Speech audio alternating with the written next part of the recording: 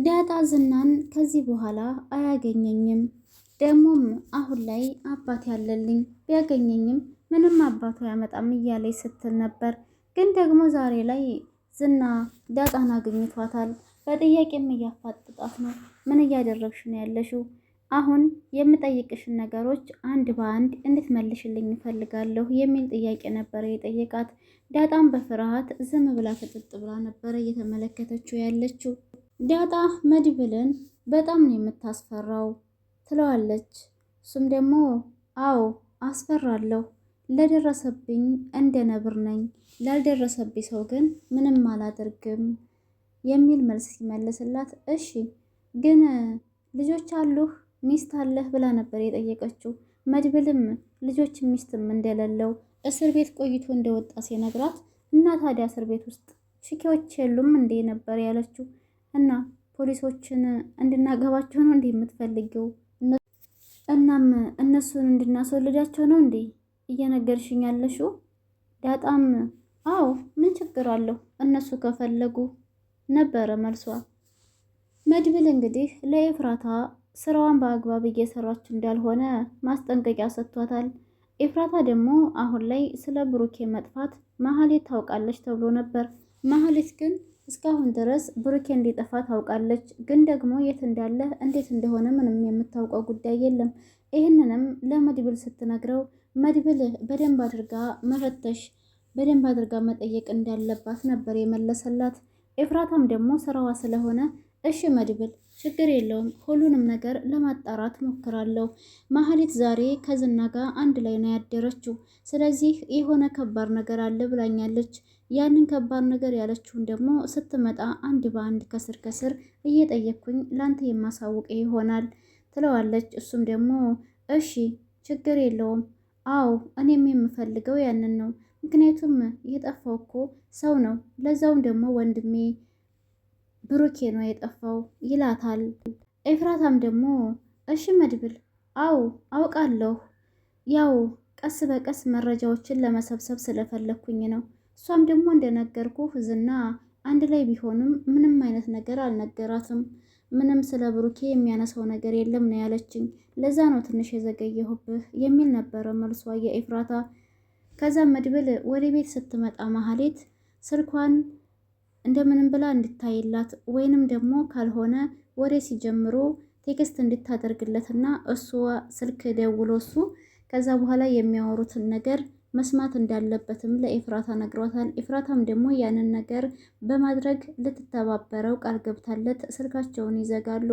ማህሌትም ወደ ኤፍራታ ጋር በተመለሰችበት ጊዜ አዳር እንዴት እንደነበረ እና ምን አዲስ ነገር እንዳለም የኤፍራታ ጥያቄ ይቀጥላል።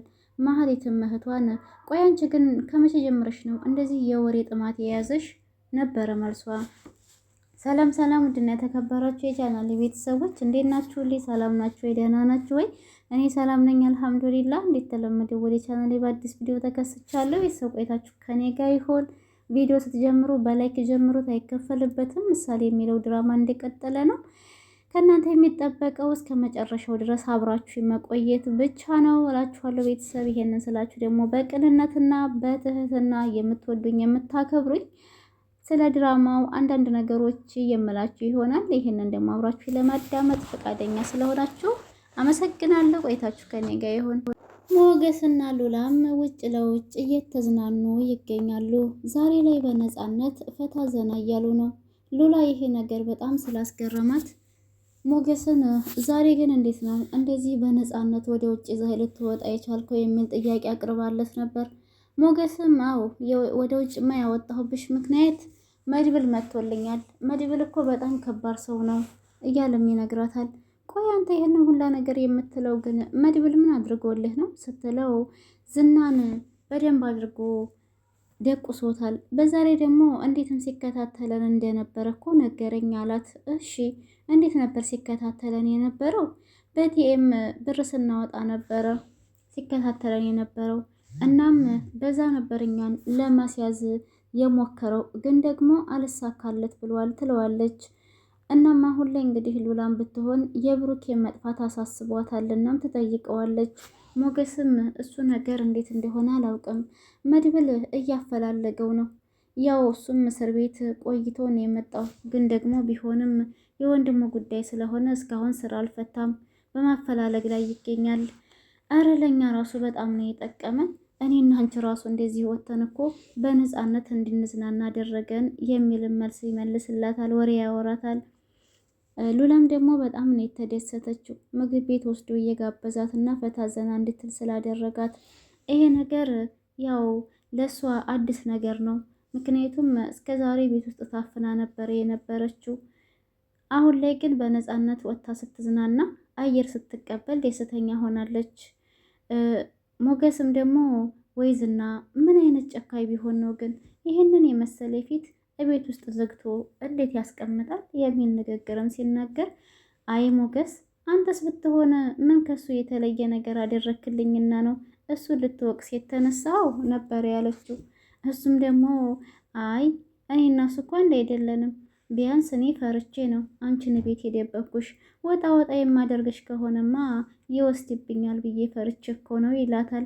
ሉላም ደግሞ እሱንም አውቃለሁ ማወቁንም አውቃለሁ፣ ግን ደግሞ ሉላ ሞገስን ለምንድን ነው ልጅ የማንወልደው ብላ ተጠይቀዋለች። ሞገስም እንዴ ልጅማ ቀላል እንወልዳለን እንዴ? ከአንቺ መውለድ እኮ ከአንቺ ዘር መተካት እኮ በጣም ጥሩ ነው እያለ ነው። መድብልም ከእስር ቤት መውጣቱ ቢያስደስተውም ከወጣ በኋላ ደግሞ ያላሰበው ነገር ስላጋጠመው በጣም አዝኗል። እሱም የወንድሙ መጥፋት በጣም አሳሳቢ አድርጎት ነው የሚገኘው። ጓደኞቹም እየደወሉ ከእስር ቤት መፈታቱን ስለሰሙ እንኳንም በሰላም ከእስር ቤት ወጣህ እያሉ ሲጠይቁት እሱ ግን አሁን ላይ ምንም ያክል ደስተኛ ባይሆንም ከእስር ቤት መውጣቱ ቢያስደስተውም ግን ደግሞ የወንድሙ ብሩክ መጥፋት አሳሳቢ አድርጎታል። እናም ይሄ ነገር እንዴት ሊሆን ቻለ? ወንድሜ የት ሄዴ? ማን ነው ሊደብቀው የቻለው? ማን ነው ያገተው? እያለም ነው። ኤፍራታንም ቢሆን ከመሀሌት ላይ አንዳንድ ወሬ እንዲታመጣለት የፈለገው ምናልባት የብሩኬ መጥፋት የዝና እጅ አለበት ብሎ ስለተጠራጠረ ነበረ። ይህንንም እንዲጠራጠር ያደረገው እንግዲህ ሞገስ ነው። ዝና የሚባል ሰው በጣም ክፉ እንዳለ እሱንም እየተከታተለው እንደነበረ እናም ከብሩኬ ጋርም ደግሞ እንዴት ተጣሉ አንድ በአንድ ያለውን መረጃ ሞገስ ነግሮታል። መድብል ደግሞ ይህንን ሲሰማ ወንድሜማ እንደዚህ በከንቱ ጠፍቶ አይቀርም፣ ይሄ ዝና የተባለውን ሰውዬ አሳዩ ብሎ እንግዲህ ዝናንም በደንብ አድርጎ ነበር የደቆሰው ማለት ነው። እሱም ሞገስን እማታለሁ ብሎ በሄደበት አጋጣሚ ደህና አድርጎ አቀመሰና መለሰው። ያ ነገር እያለ እንግዲህ አሁን ላይ ብሩኬ እስካሁን ድረስ አልተገኘም። የት እንዳለ ራሱ ምንም የሚታወቀው ነገር የለም። ቅድስትም ደግሞ ምሳሌ ጋር አባዬ መቼ ነው የሚመጣው እያለ ስትጠይቃት አባትሽ ይመጣል፣ ደስተኛ ህይወት እንኖራለን፣ እኔም ደግሞ ከዚህ በኋላ ላንቺ እስከ መጨረሻው እናትሽ ልሆንልሽ ቃል እገባለሁ ብላም ቃል ገባችላት። ምሳሌ ይህንን ስትሰማ በጣም ተደሰተች። ለብዙ ጊዜ ስትመኘውና ስትፈልገው የነበረ ነገር ስለሆነ በጣም ነው ያስደሰታት ማለት ነው የቅድስት ንግግር።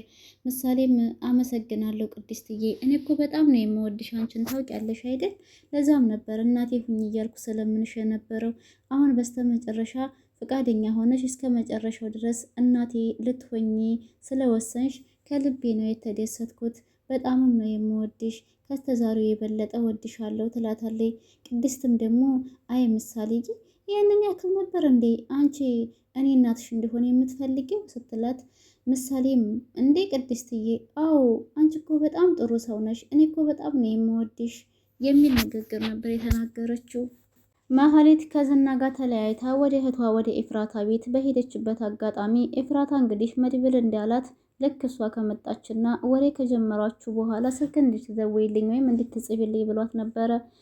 ልክ እሷ ጋር ወሬ ልትጀምር ስትል ኤፍራታ ለመድብል ቴክስት ሳደርግለታለች። ልክ ቴክስቱን ሲያየው መድብልም ወደ ኤፍራታ ስልክ ይደውላል። ከተደወለና ስልኩን ታነሳች በኋላ ማህሌትን አንዳንድ ጥያቄዎች ትጠይቃታለች። እኔ ምልሽ ማህሌት፣ ቆይ ግን ድጋሚ ዝና ስልክ አልደወለልሽም ነበር እንዴ የሚል ጥያቄ ነበር የመጀመሪያ ጥያቄዋ። ማህሌትም ስልክ እንዳልደወለላትናም እንዳልተገናኙ ነበር የመለሰችው። ኤፍራታ ግን እና ታዲያ ለምን አላገኘሽውም አንቺ? ማህሌትም ለኤፍራታ የመለሰችላት መልስ አይ አልተገናኘንም፣ ያልተገናኘንበት ምክንያት ደግሞ ዝና ወደ ሻሸመኔ ሄጃለሁ ብሎኛል። መድብልም ስልኩን ደውሏል። ስልኩ ከተነሳ በኋላ ወደ መሀሌት አጠገብ ጠጋ ታደርግና ኤፍራታ ዝና ወደ ሻሸመኔ ለምን እንደሄደ ጠይቃታለች። መሀሌትም ለምን እንደሚሄድ አላውቅም፣ ግን ደግሞ አንዳንድ ጊዜ እኮ ወደ ሻሸመኔ ይሄዳል። ይሄን አታውቂም እንደ ኤፍራታ? ከዛ በኋላ ቀጣይ ጥያቄዋ ስለ ብሩኬ አልጠየቀሽም ወይ የሚል ነበር። መሀሌትም አሁን ላይ ስለ እሱ ትቶ ሞገስ ብቻ እያለ እንደሆነ መለሰችላት። ኤፍራታም ለምንድን ነው የተወው? ብሩኬን አልነበር እንዴ መጀመሪያ ሲፈልገው የነበረው ትላለች።